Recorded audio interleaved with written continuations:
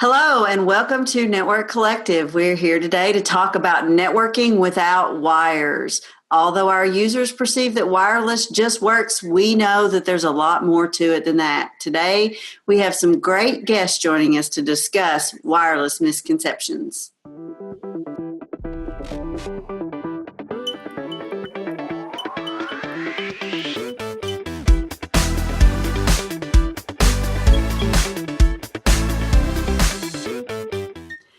Wi-Fi technology has become completely ubiquitous, and many misconceptions among both end users and even engineers have become just as common as the technology we've come to love and rely on. Today, we have three great wireless experts to talk about wireless technology with us. We're going to start with Glenn Cate. Can you introduce yourself? Well, hi, Yvonne. Thank you and the Network Collective team for inviting me for the podcast. I like to tell people I just have a passion for Wi-Fi. I just think it's fun to work with this technology. And I've worked for about 18 years at a power utility, 3 years at a VAR, and just recently had an opportunity to start with a large IT distributing company. And been there for about 6 months now. I'm really enjoying it. And you can find me on Twitter at @grcate. And as I said, I just love Wi-Fi technology. So thanks again for the invitation. All right, great. And Luke Jenkins? Hi, my name is Luke Jenkins. I work as a senior network engineer at a medium-sized public institution of higher education in Utah. I've been doing Wi-Fi since 1999 and been doing it full-time here at the university for a bit over 7 years now. So you can find me on Twitter at Wi-Fi Luke, or my blog is at wifiluke.com. Thanks for having me on. It's great to have you. And last, but certainly not least, is Scott McDermott. Hi, my name is Scott McDermott. I am a network engineer in the enterprise. I do routing and switching along with the wireless. And I have a passion for RF, though. I like amateur radio. My father was a radio engineer, so building like public safety wireless networks and that kind of thing. So I've been around radio all my life. So it's a lot of fun the last several years to be able to focus a lot on it. You can follow me on Twitter at ScottM32768, which the routing people enjoy. And most of the wireless people are like, what? And you can follow me, or you can read my blog at mostlynetworks.com. All right, good deal. So we thought we would start off talking about wireless misconceptions, all centered around coverage. What are some things related to wireless coverage that often certainly users and maybe even engineers don't understand about wireless? I think one of the things that comes up a lot is people's first gut reaction is, well, it's not working well, let's add more. Because, if you needed more capacity with routers or switches or something, you would add additional or buy bigger. And people think the same kind of thing works there, but it doesn't really work that way in wireless because it's like a giant hub. The air space around you is like a giant hub. So when you add additional APs, when they're on the same channel, now you're actually sharing capacity between two APs. So you've actually, by adding another AP, you can actually be taking away capacity instead of adding more. Now, is this traditionally like a 2.4 gigahertz issue versus a 5 gigahertz issue that's true? Or are we even seeing this like co-channel interference even at 5 gigahertz with adding capacity like that? It was traditionally a 2.4 gigahertz issue, but I definitely have spots on my campus where if I'm not careful with my settings, I can end up stepping on my own toes with 5 gigahertz. And you've got 21 channels, but when you've got a building with hundreds of APs in it, you end up with areas, contention domains where you're sharing a 5 gig channel. So even on 5 gigahertz, you're still running into this. Are you bonding? Is that why? Or is it just simply that you have 21 APs all in the same airspace? You can add additional capacity by adding APs. I mean, that is the core idea. The goal is to do so without stepping on your own toes, without those extra beacons just taking away capacity. So it's not really a question of bonding. You can go with 40 megahertz wide channels, but your clients can only connect to one AP at a time. So however wide the channel is from the AP, that's the width of the channel. But yeah, you got to watch out even in high density areas, or in even if it's not all your own APs. If you were in a high rise or a dense office park, you are sharing the same RF with everyone around you. So you've got to watch out of who of your neighbors is using what channels and how dense they are as well. So this is probably one of the more common misconceptions that I've dealt with working with wireless, is just adding more APs that adds capacity. Now we're understanding that's not exactly correct. How do you mitigate against that? If you need to add capacity and add APs, what can you do to continue to add capacity and fix that problem? Well, you have to do it intelligently. You have to know what your RF looks like to start with. So then now we're into, simple tools like, wireless scanners that show you all the SSIDs around you, like Wi-Fi Explorer if you're on a Mac, or Insider if you're on a Windows box. So you can at least see what Wi-Fi networks are around you. If you want to get really advanced, now you start getting into spectrum analysis and you can see what's around you there. But sort of the base level is to just see what other networks are around you. Make sure that your networks, if you need to add capacity, that you're not using the bonded channels in such a way that you're now going to interfere with each other. And if the simple one on 2.4 that sometimes we still see is there's 11 channels. Let's put one IP on each channel. But that's we actually have 1, 6, and 11 because those the wireless channels are wider than the channels that the FCC has allotted. Yeah, Phil, I might just jump in there real quick. What we're talking about, the term is often used, channel reuse. And as Scott just mentioned, we have 3 channels we can reuse in 2.4 gigahertz, 1, 6, and 11. Then what? You've got to go back to 1. Well, channel 1 here is channel 1. It's called code channel interference, or code channel contention.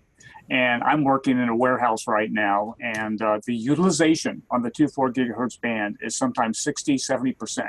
Because we have not designed these warehouses that I'm working at for 5 gigahertz. We have much more channel reuse we can do in 5 gigahertz, and that's what just makes it a better band. And we often put thumbs down on 2.4 gigahertz. It's the dirty band because there's baby monitors and there's microwaves and almost IoT devices, and it goes on and on and on. So it's good that we can encourage clients to go to 5 gigahertz, but sometimes that isn't always the case. So probably the next tool in the tool chest to avoid contention or channel issues is to disable low data rates. Wi-Fi has been its own best friend and its own worst enemy for keeping backwards capacity back to those devices from the late 90s that could probably connect up to your network if they're not encrypted. So by turning off those 802.11b rates of 1, 2, 5, 5, and 11, the amount of airtime needed to push the bits through the air goes down, so you free up airtime. So there are additional tools other than being aware of the network and the RF around you that an intelligent engineer can use to, when appropriate, improve the RF in their area. I know that often engineers that maybe are new to wireless get in their configuration and they see options to increase the power of the radios. Can we talk about what some misconceptions around the power of the radio and whether or not that actually helps coverage, and what things to consider before you just crank up the power to the max? I got to say, I'm guilty of that. I remember doing some wireless projects where I'm like, I don't know what to do. And I didn't know what I was doing. And now I just pretend to know what I'm doing. But just crank up the gain, and see what problems I could gloss over. So I'm definitely guilty of that. Okay, guilty as charged, Phil. But I'll go back to the logistics centers where I work at right now. I just started. One of the wireless engineers who's kind of maintaining everything said, well, the technicians on the different locations around the United States would say, we don't have coverage here. So he would go in and he'd bump the power up. And so some of the power is at 50, even a few of the APs were at 100 milliwatts. Well, the thing about it is the client can hear the AP great, but the AP cannot hear the client.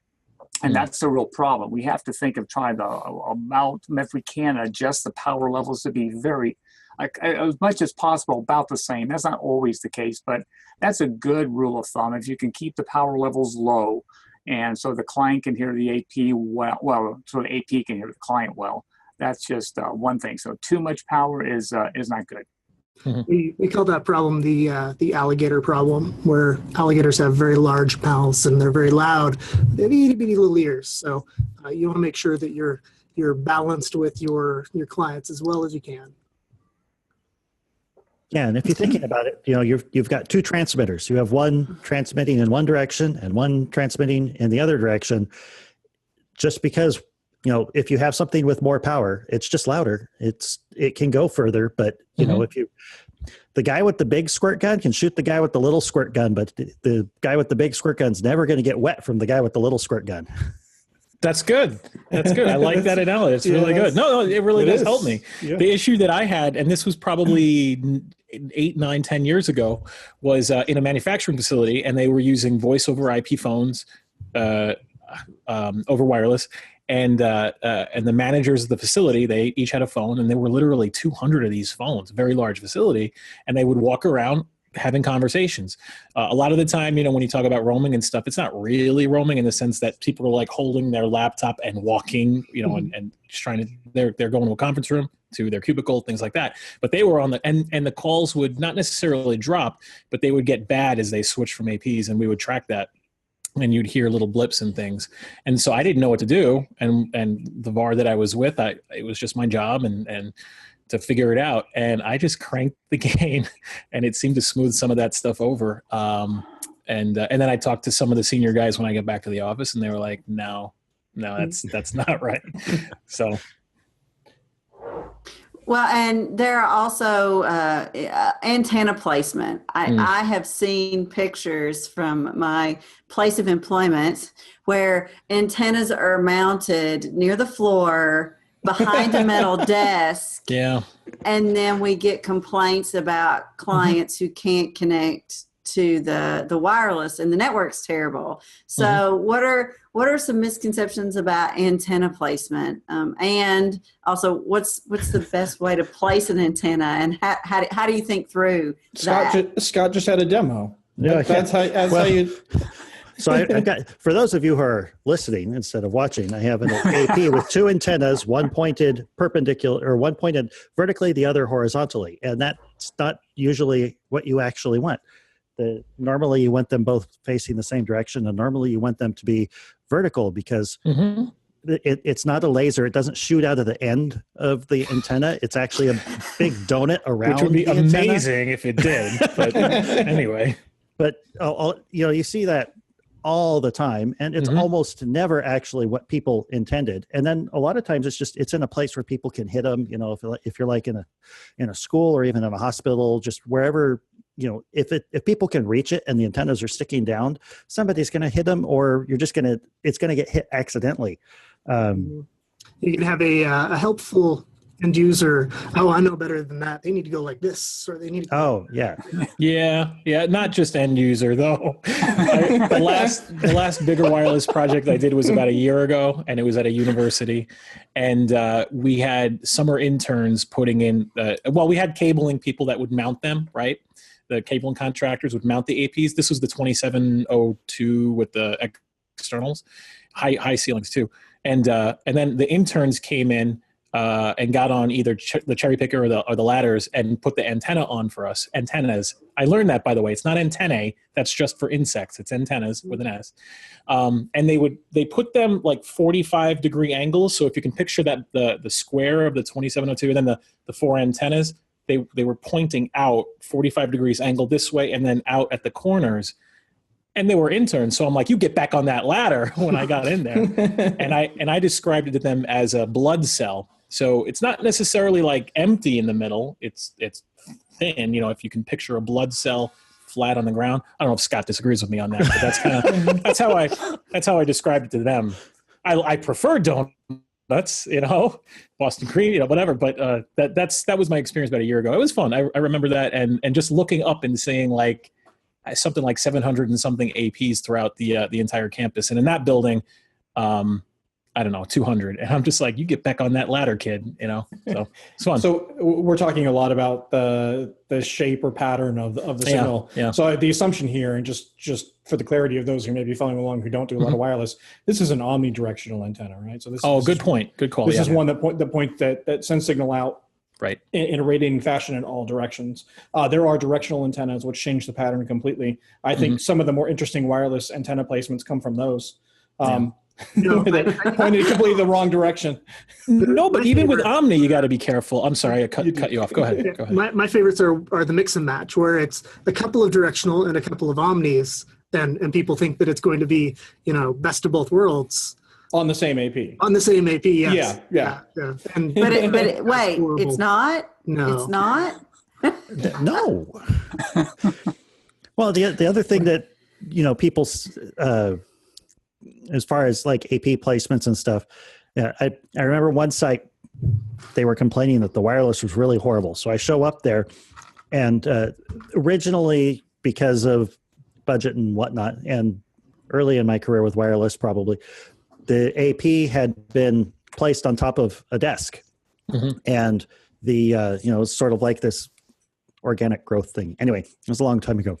The staff didn't like the AP because they were like, ooh, it's radiation. That's bad. So they had moved it down to the bottom part of the desk. But the bottom part of the desk, the whole front of it was lined with this nice metal skirt thing with holes in it that was very artistic and pretty good at attenuating RF. So it's like the AP can't be here. It doesn't work out where you want it to work when you have it behind this piece of metal. So people just, this is more of an end users moving things around who, we don't necessarily expect them to know what they're doing. But, the people, they don't think about always the impact of what is around where the AP is installed, because we see them a lot where they're mounted up in the HVAC stuff, and there's all these conduit and stuff. And it's like, how do you expect the signal to go around all this? Yeah, no, it's wireless. Not magical. I remember doing it is. It's magical. I remember doing quite a few just simple office installations with, drop ceilings and having to go in to troubleshoot. And the AP with internal antennas was just mounted on the metal frame that holds the drop ceiling. So it's upside down on a 10-foot ceiling. And, it was lousy coverage. And I saw that so often. So, still omnidirectional.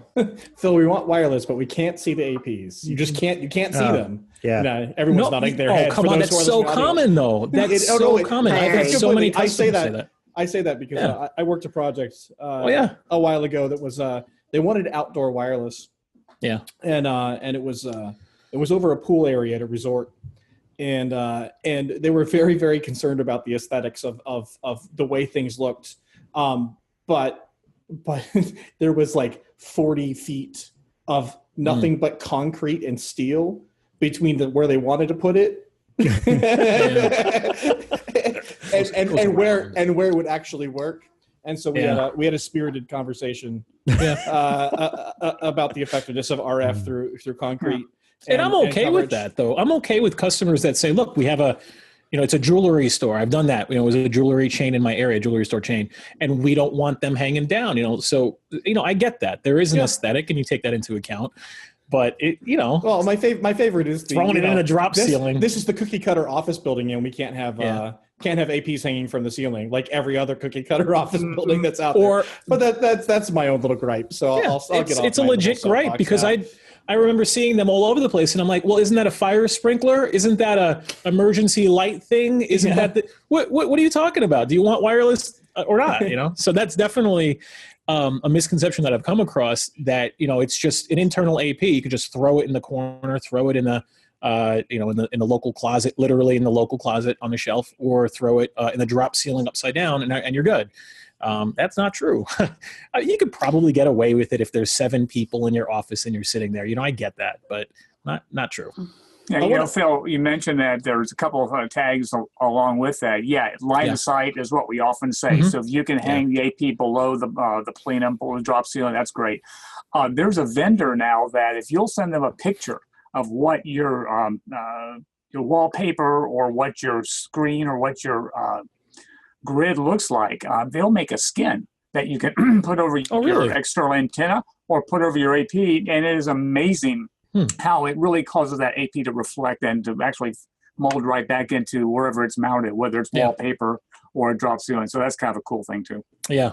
The opposite for me though, to see like cool access points mounted everywhere properly is like, it makes me happy. And I'm like, oh, that's so cool looking. I'm out there with my phone taking pictures. I don't want to hide them. Bring them out for everybody to see. But not only that, but antennas are beautiful things. I'm a ham radio operator along with Scott. And if you can see the antenna, it's a beautiful thing. But this aesthetics thing runs into the problem. So I understand that. I will mention one thing. We were talking about power.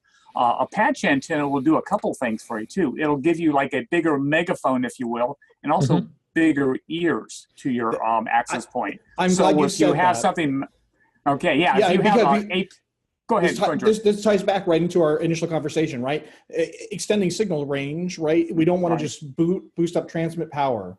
But I want you to explain, because I can tell that's where you're headed, how an antenna can change that dynamic, how you can extend a range on the same output power with an antenna, and how that works in your favor with client devices. Sure, absolutely. Okay, let's say you have a patch antenna and it has 3 dB gain. And as RF engineers, we use the laws of 3s and 10s.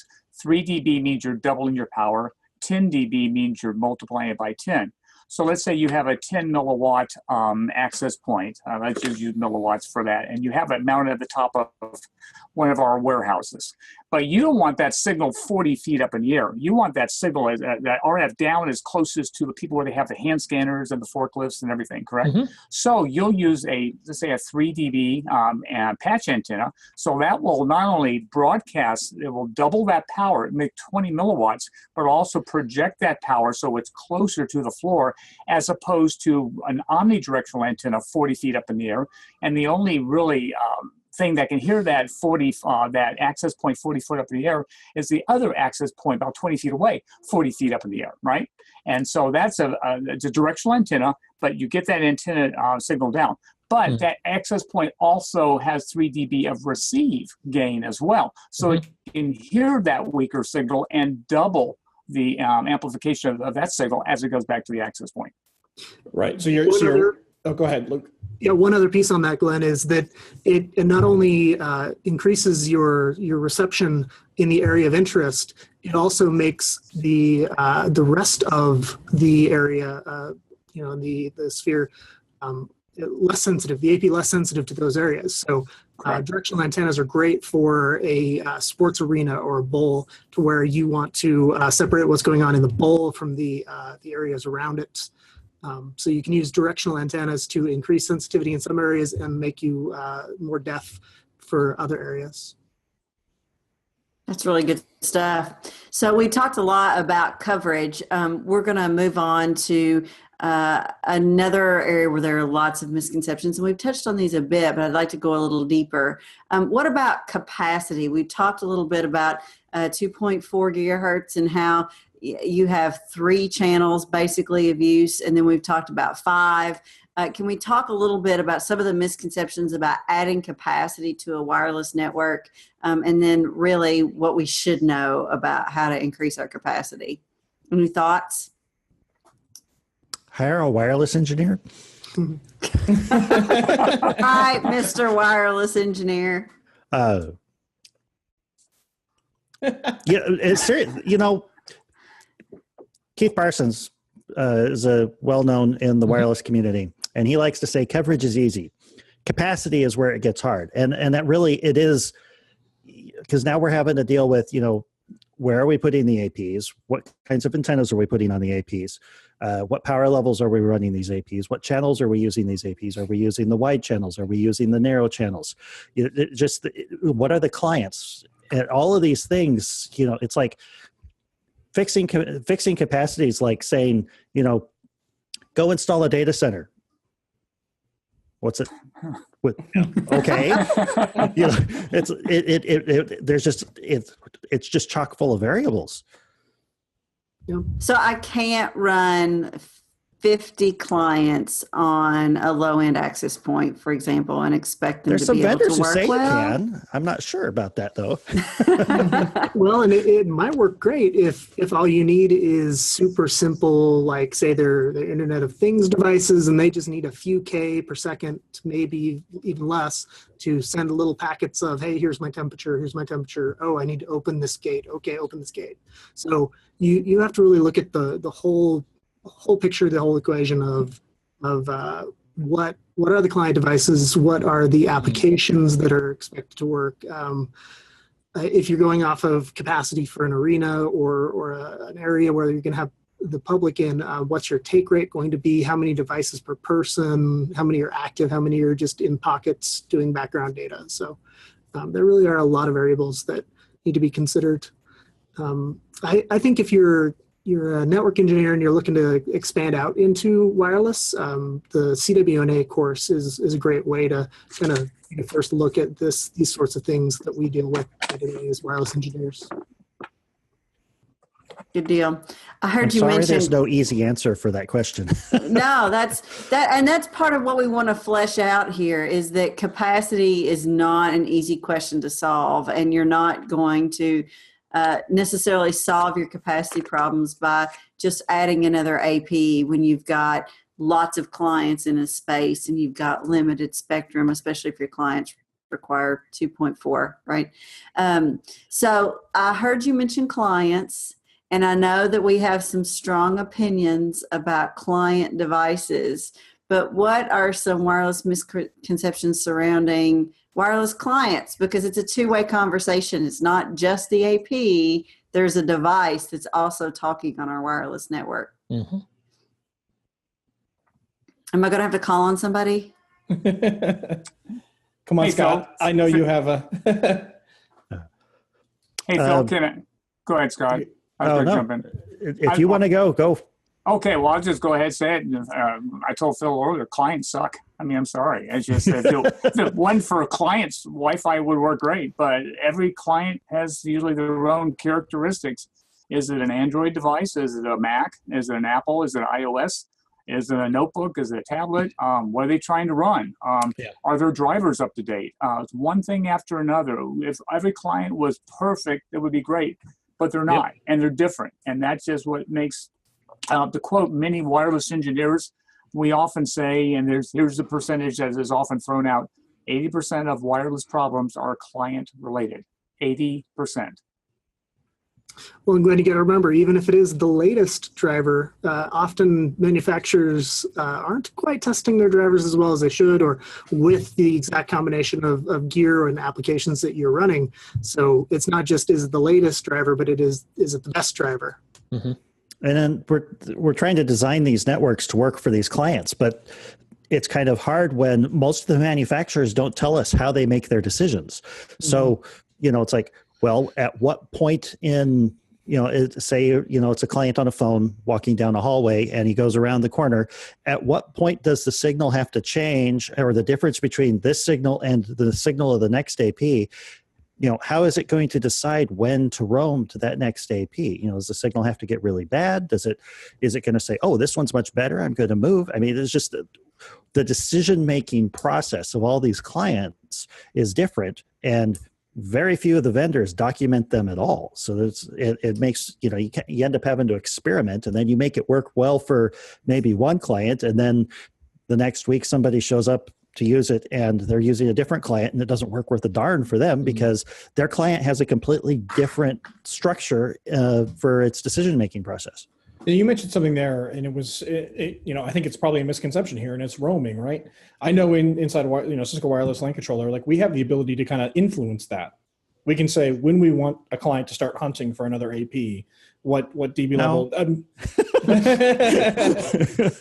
There are some tools, but they're a little bit more barbaric than. They're more like, when do we want to suppress probes and deny association requests? Right. But we are actually starting to get some tools, though, along what you're talking about with the new 802.11, well, newish KVNR. These are some great new standards out of the IEEE that are slowly being adopted by more and more clients that help us treat the Wi-Fi more like a cellular wireless network, where the infrastructure has more influence in the client in their initial and subsequent roaming decisions. So I brought that up specifically with the idea that regardless of what tool you have, inside the WC or whatever it is that you're running as your controller, or whatever AP you're using, you don't necessarily, even if the tool is there or there's a setting that's there, it doesn't necessarily mean the clients are going to respect it, right? The clients are autonomous. They're going to make their own decisions. Yep. And so there's a variability there that's pretty hard to manage. Mm-hmm. Yeah, and every client has its own secret sauce, Jordan, of how it's going to do it. Whatever chipset, whatever driver, it has its own secret sauce, and they really don't tell us how to do it. Mm-hmm. Other than it's probably more than likely it's related to SNR, signal noise ratio, and signal strength, or SSI. Those two are usually factors, but there's other things involved, and we as engineers don't know anything other than we just have to make them work or let them do their thing. So if listeners want to actually see an example of this, Apple is one vendor that has published some of this info, at least for initial associations. Scott and Glenn, I don't know if I can't remember off the top of my head if it covers roaming as well. But they do have a little bit of information about how more recent versions of iOS and maybe even Mac OS, or excuse me, OS X, I don't know, whichever it is now. Mac, yeah. But they do have a little bit of information about their decision-making process for roaming decisions. Yep. Yeah. So kind of the things like, will a client associate to an open network over a secured, over PSK over .1x, all these different things. So it's one exact example for a certain subset of devices, but it is interesting to look through kind of one thought process on how that works. So then you have to experiment and extrapolate that to, okay, how else could somebody do this, and what's this client doing? Could it be this? So I am a little bit envious of people like Glenn in his current deployment, where he's probably focusing on one specific device and making the network awesome for barcode scanners, or 2 or 3 types of devices. But for those of us in the more public area, you have to try and support every device out there and do the best you can. So go ahead, Yvonne. I was just going to ask about clients, and I know we talked earlier about lowering data rates or turning off low data rates in your AP so that your clients function better. Can one of you unpack why that's so important and what is going on in the client and in your wireless infrastructure that makes that so beneficial? Well, I took one stab. So Scott or Glenn, will you take another stab at it? So what we have is when you have people, it's like we've got slow talkers and we have fast talkers. And basically, it takes a lot longer for a slow talker to say the same piece of information than it does for the fast talker. And so what we try to do is basically say, you don't get to talk slow on this network. You can only talk fast. So that way people are on and off exchanging the information very quickly, which leaves that airtime that we talked about earlier. There's less of that airtime is used because they come on and off the air so quickly, which improves capacity because now more people can get on and off the air quickly instead of, having the one really slow client talking really slow and taking up a lot of airtime, and then the fast ones are sitting there waiting for it. Mm-hmm. And that's due to the nature that wireless is at its core a shared medium, right? Clients have to be polite and take turns and allow one another to talk. It's not like a switch where they can all talk at the same time. And not it's a giant hub. It's not a switch. Right. I don't think we can emphasize that enough. Yeah, despite what some of the vendors will tell you, they will say switch performance or switch-like performance, and that's just a horrible lie because that leads people to believe something like full duplex, because that's what switches are. You can talk and you can listen and talk at the same time. Mm-hmm. And in the wireless network, we can't do that. Nope. One thing gets to transmit and one thing gets to, actually multiple things can listen, but only one thing can be talking at any given time. Mm-hmm. Good deal. Other thoughts on client management? I have a question. So we were talking about how, clients make their own decisions, and as much as we try to influence things, it doesn't necessarily always go that way. One of the major influencing things that we try to do is band selection, right? or band steering, where we try to steer clients towards 5 gigahertz over 2.4. Same issue there, or do we generally find that clients respect band steering? No, clients are horrible. If the client wants to connect to 2.4, it's going to connect to 2.4. But I've seen more and more clients that are, well, actually, I guess mainly it's just the 11AC clients, but all these 11AC devices, they're like, I'm going to connect to 5 gigahertz because I would rather connect to an 802.11ac network than an 802.11n network. And that's probably the biggest factor affecting migration to 5 gigahertz at this point. Is the client? Well, it's that the client says, I want to connect at the best technology I have, and my technology is 802.11ac, so I'm going to try to connect to the 802.11ac network. I think, and I would hope that all the clients would try to connect to the best network that they could see, most speed, up to a certain point of RSSI. We don't know. All right, so it seems like the summary of our conversation is that there are all kinds of misconceptions around wireless networking. One thing I thought earlier is that if you don't know what a Faraday cage is, go Google it, and then don't build one around your wireless access point. That's your client. That's your client. Right. Although if you can build your building inside one, that might be helpful. Oh, that would be great. Yeah. Got it. All right. No Faraday cages if we want wireless to work. And it's pronounced That's our takeaway. Huh? And it's pronounced Fresnel, not Fresnel. Just to throw it out there. Okay. You guys know what I mean, right? Fresnel zone. Yeah. Yep. Gotcha. Okay. All right. Anyway. Not related to Faraday. No. But it's something that irks me. So anyway, sorry, Yvonne. No, it's fine.